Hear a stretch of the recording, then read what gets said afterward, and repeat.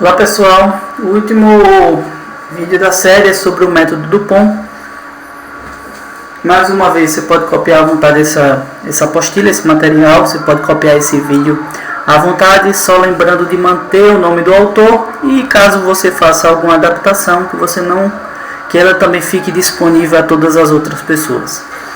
Basicamente o método Dupont, ele analisa três índices diferentes. Ele analisa a margem que você tem, a margem líquida, que a gente viu de cada R$1 que eu vendo, quanto fica de lucro líquido para mim. E aí a gente tem como analisar indiretamente as despesas, os custos, a despesa financeira e também se o produto ele se destaca no mercado, que produtos que se destacam normalmente têm margem maior. A gente também vê o giro do ativo, que indica a capacidade da empresa transformar ativos em receita, dá uma certa indicação de eficiência da empresa. E por fim ele olha a alavancagem financeira, se a gente está se endividando demais ou está se endividando de menos, lembrando que pode ser útil você se endividar, pode ser interessante você se endividar ou não. Passando para frente, a gente consegue aqui a combinação dos três índices. Se a gente olhar, o primeiro índice é margem líquida, a gente tem lucro líquido sobre receita. Segundo, giro do ativo, nós temos receita sobre ativo total. E o terceiro, alavancagem financeira, que nós temos ativo total sobre patrimônio líquido. Por que eu coloquei os três multiplicando? Porque se a gente fizer isso daqui, ó, vocês percebam que eu tenho receita no denominador e no numerador, ativo total no denominador e no numerador. Quando eu corto os dois que se repetem, nós temos o retorno sobre o patrimônio líquido, que é o indicador mais importante.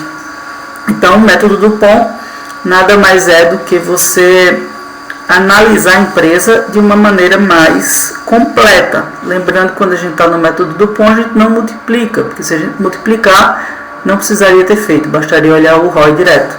Então, nós analisamos individualmente cada um deles. A gente analisa se o lucro líquido sobre receita, ou seja, a margem líquida, está aumentando ou está diminuindo, se o giro do ativo está aumentando ou diminuindo, se a alavancagem financeira está aumentando ou diminuindo, para saber o motivo do nosso aumento ou redução da rentabilidade.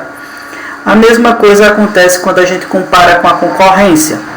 A margem líquida, o giro do ativo e a alavancagem financeira, como estão na concorrência? Se algum desses índices estiver melhor, o resultado é um retorno sobre patrimônio líquido maior para aquela empresa. Se o problema é de margem, a gente vê um retorno sobre patrimônio líquido menor. Se o problema é de eficiência com o uso do capital, aí a gente sabe que está no giro. Então, no momento que a gente separa esses três índices, nós temos basicamente uma forma de verificar o que exatamente está ocorrendo com a empresa para saber se ela está melhorando ou piorando. Se a gente olhar aqui, vamos colocar neste ponto aqui a margem líquida, igual, já calculei a margem líquida aqui no outro vídeo. Giro do ativo, já calculei no outro vídeo também. Só que a gente não calculou 2010 e a alavancagem financeira. Vamos agora pegar os três e vamos esticar de 2015 e vamos desconsiderar 2010, que eu não tenho o giro do ativo.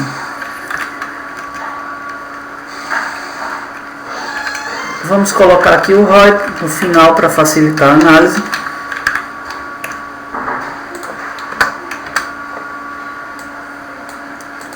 Ele aumentou de 21% para 31%, de 0,1 para 0,31, de 2011 para 2012. O que aconteceu? Aí a gente pode analisar. Olha, a alavancagem diminuiu, então não foi a alavancagem. O que aumentou aqui?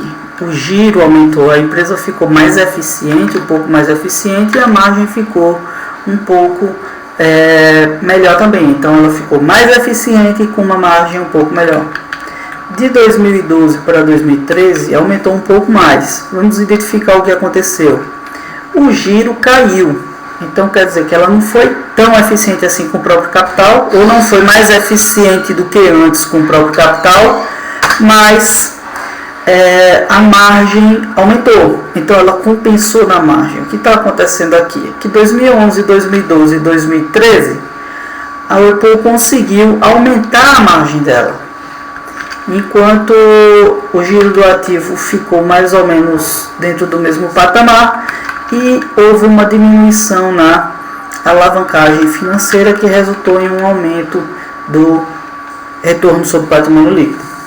Lembrando a importância do efeito da margem líquida aqui. A margem líquida tem um efeito maior do que a alavancagem financeira, dado que um aumento de 5 para 7, 0,05 para 0,07 na margem líquida é um aumento de 40%, tá? E aqui na alavancagem financeira não houve uma redução de sequer 10%. Então daí, mesmo com uma redução da alavancagem financeira, que é algo excelente, você aumenta a segurança da empresa. Aqui foi muito bom porque ela está aumentando a própria segurança. E aqui foi melhor ainda porque ela está aumentando o próprio retorno através da margem. O resultado é o aumento na rentabilidade. Percebam que aqui houve uma queda de 0,35 para 0,31. O que aconteceu? O problema foi margem. E houve um aumento também no giro do ativo, houve uma melhoria na eficiência, mas houve uma queda na margem. Em 2015, o maior problema, o que aconteceu? Além do giro do ativo ter caído, a alavancagem financeira caiu e a margem caiu pela metade, menos que a metade do que era antes. Daí a rentabilidade ter caído tanto. Então a gente identifica, pessoal, basicamente, olha, de 2011 a 2013 o que a gente teve foi um aumento na margem. Isso resultou em um aumento na rentabilidade. E a queda em 2015 se deveu à queda na rentabilidade, houve uma certa redução na eficiência, mas em termos gerais a gente consegue identificar empresas. Se a gente pegar várias empresas, aí a gente consegue com mais propriedade ainda resolver os problemas, ou pelo menos identificá-los e conseguir correr para resolver. Bom, basicamente isso. Essa é a análise do POM. Ela é muito completa, aproveitem, utilizem isso na empresa de vocês que vai valer a pena.